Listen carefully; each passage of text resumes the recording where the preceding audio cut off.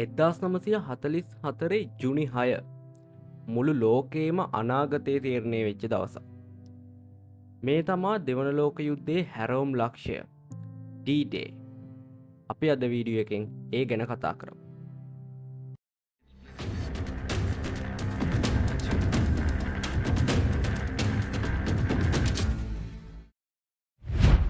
මේ වෙද්දී අවුරුදු ගානක්ම යුරෝපේ පාලනය කළේ හිට්ලර්ගේ නාසි ජර්මනිය.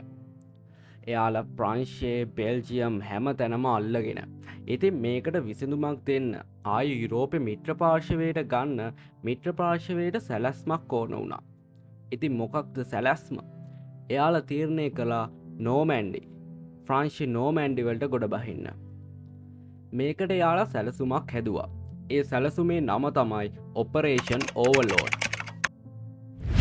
සෙබළුන් 1,50,000කට අධික දහස් ගණනක් නැව් සහ ලොකු සැලසුම් වලින් ජර්මන් හමුදාව නොමග යවන්නේ කට්ටිය කටයුතු කළා. මිත්‍ර පාර්ශවයේ සැලසුම සාර්ථක වුණ නිසා ජර්මන් හමුදාව නොහිතන තැනකට තමයි මිත්‍ර පාර්ශවයේ වැඩි පිරිසක් ගොඩ බැස්සේ. මෙතන බීච් 5ක් තිබුණා. ඕමහා, උටහා, ගෝල්ඩ්, ජුනෝව්, ස්වෝඩ්. මේ පහෙන් ඕමහවල තමා භයානකම සටන වුණේ. ඕමහවලට සහ උටහවලට බැස්සේ ඇමරිකාවේ ආමික. ගෝල් සහ සෝඩ්වලට බැස්සේ බ්‍රිතාන්‍ය ආමික.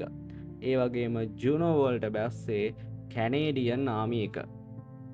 මේකට ගොඩ බහින කිසි කෙනෙක්ට එයාලා අප බෝට්ටුවෙන් බැහැල වෙරලට අඩියක්වත් තියන්න උනේ නෑ. ජර්මන් ආමිවල මැෂින් ගන් වලින් වෙඩි වරුසා දෙන්න පටන් ගත්තේ. මෙතන මේ වෙඩිහුවමාරුව පැය ගානක් තිස්සේ තිබුණා.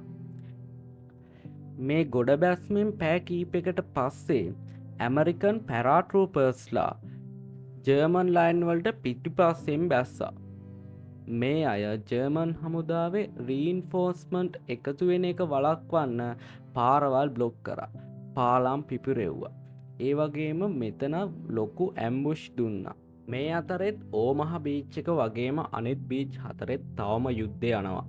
එතන වෙන ගන් ෆයිට් එක තාමත් ඉවර නැහැ. මිත්‍ර පාර්ශවයේ හමුදාවන් එක සැරයකට එක බංකර් එක ගානේ කොහොම හරි ක්ලියර් කරගෙන ගියා.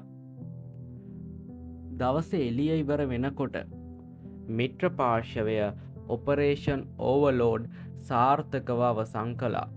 මිත්‍ර පාර්ශවයේ 10,000කට අධික සෙබළුම් පිරිසක් මෙතන සටනේදී මිය ගියා සහ තුවාල ලැබුවා. මෙන්න මේ සටනේ වැදගත්කම නිසා හරියටම අවුරුද්දකට විතර පස්සේ ජර්මනිය යටත් වුණා. ඉතින් D-Day කියන්නේ සිතියමක තිබුණ නිකම්ම නිකං සැලසුමක් විතරක් නෙමේ. ඒක මහා ලොකු ඛේද වාචකයක්. නිකමට හිතන්න. තමන් මීළඟට තියෙන අඩියෙන් තමන්ගේ මුළු ජීවිතේම තීරණය වෙන්න පුළුවන්. එහෙම තියෙද්දිත් මේ සාමාන්‍ය සෙබළුන් මේ වෙඩි වරුසාව ඉස්සරහට දුවගෙන ගිහින් මුළු ලෝක ඉතිහාසය සදාකාලිකවම වෙනස් කරා. ඉතින් මේ වගේ වීඩියෝස් දිගටම බලන්න අපේ අදම සබ්ස්ක්‍රයිබ් කරන්න.